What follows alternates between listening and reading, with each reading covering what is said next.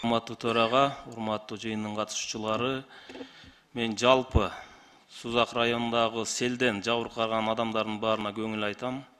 Ошонун арасында эле мен Камчыбек Кыдыршаевич акем мен жөнүндө бир аз айтып кетти. Мен бул негизи Камчыбек Кыдыршаевичка тиешеси жок маселе болчу.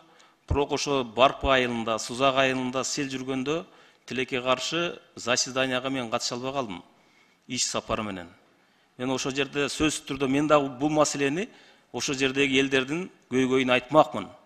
Кетмен кармап, шыпыргы кармап, мен да сүрөткө түшмөкмүн ошо жерге барып. Анан айтып кете турган нерсе, мен Сузак районунан бир мандаттуудан шайланган депутатмын. Сузактын көйгөйүн мен көтөрөм. Ушул жерден көтөрүп айтканга мен укуктумун. Эл ишенгенден кийин.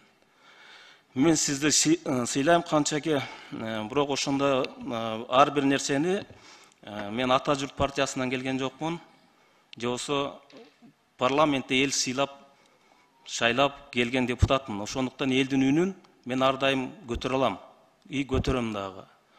Андан сырткары мен сиздерге суроо бере турган нерсе, Карадайрадагы Карадайра айыл өкмөтүндө дамба качан курулат? Канча акча бөлүнгөн? Карадайрадагы мына 1 жылдан бери контейнерде жашап аткан элдер качан үйлүү жайлуу болот? Ушуга жооп берип койсоңуздар. Урматтуу Тазабек Икрамович, биринчиден милдеттүүмүн, жооптуумун дегениңиз туура. Конституцияда жазылган. Сиз депутат болуп шайлангандан кийин милдеттүү түрдө элдин проблемасын көтөрүшүңүз керек. Ал эми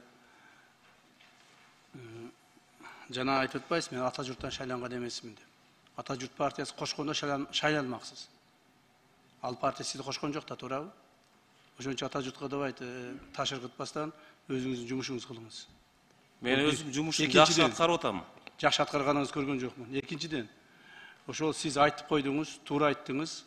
Сиздин айткан замечанияларыңыз боюнча мен мына бүгүн эле барып ошол караштырып чыгайын. Эмне үчүн алар үй менен камсыз болбоду ушул убакка чейин? Эмне үчүн ушул убакка чейин ал адамдар ушундай бүгүнкү күнгө чейин сиз айткандай контейнерде жашап атышат? Буюрса, мына мен сизге депутат катары сизге сөз берейин.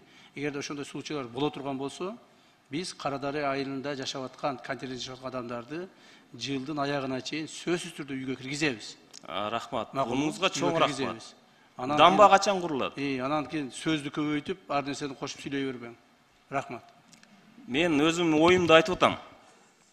Өзүмдүн оюм. Дамба боюнча жооп берип койгула. Дамба боюнча мен жооп берип коеюн.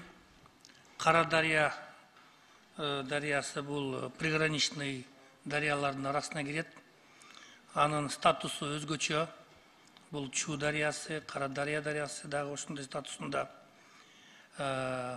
Пионер лагерь участкасында эрде действительно бизде дамбаларыбыз жок, бир нече чыгындар болгон. Быйылкы жылга авариялык жумуш деп ал жерге 27 миллион 500 акчаны карадык. Өкмөт ошо бөлүнгөн акчаны тактап берди. Кудай буйрса мына июндан баштап жумуштарды баштайбыз. Урматтуу Тазабек Икрамович, бул сиз койгон маселелер негизи мына приграничный дарыялар тууралуу. Булар биздин статусу боюнча аябай өзгөчө болуп турат. Ошол эле Чу дарыясына мамлекет жагынан 150 миллион доллар берилди, 150 миллион сом берилди. То есть бул жерде элдердин жабыркалангандары дагы ядан тышкары именно ошо пограничный столбторду коюп, чыгараларды аныктоо боюнча жумуштар жүргүзүлөт. Ошого Карадария боюнча дагы жана башка ошо приграничный дарыялар боюнча жумуштар өз иретинде жумуштар аткарылат. Бул жоопкерчиликти биз дагы толугу менен сиздей болуп сезип турабыз. Июнь айынан баштайсыңар да жумушту, Дагы кайталап коеюн, акча бөлүндү, июнь айынан уже жумуш башталат. Сөз түрдө буну башташ керек, себеби суу көлөмү көтөрүлгөн сайын мына бүгүнкү күнү бир топ деген эгин жайларын алып кетти. Ошол эккен эгиндерин чыгымын ким төлөп берет бүгүнкү күнү? Ким жооп берет? Мен ошо сизде да кошумча сизге маалыматты берип коеюн. Действительно Кара дарыя боюнча суунун жаандын аябай көп көлөмү келген үчүн аерден Өзбекстан тарабынан дагы бир нече спуск суулар болду.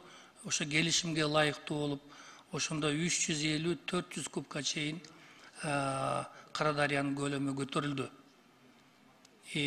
Ал жумушту өткөндө эле биз барып туруп, тактап проектный жумуштарын бүтүрүп кеткенбиз. Дыйкандардын ушербин ким төлөйт? Дыйкандардын ушерби боюнча азыр эле убаякыда Министерство сельского хозяйства министрлиги жооп берди. Бул тууралуу алардын өзгөчө программалары бар.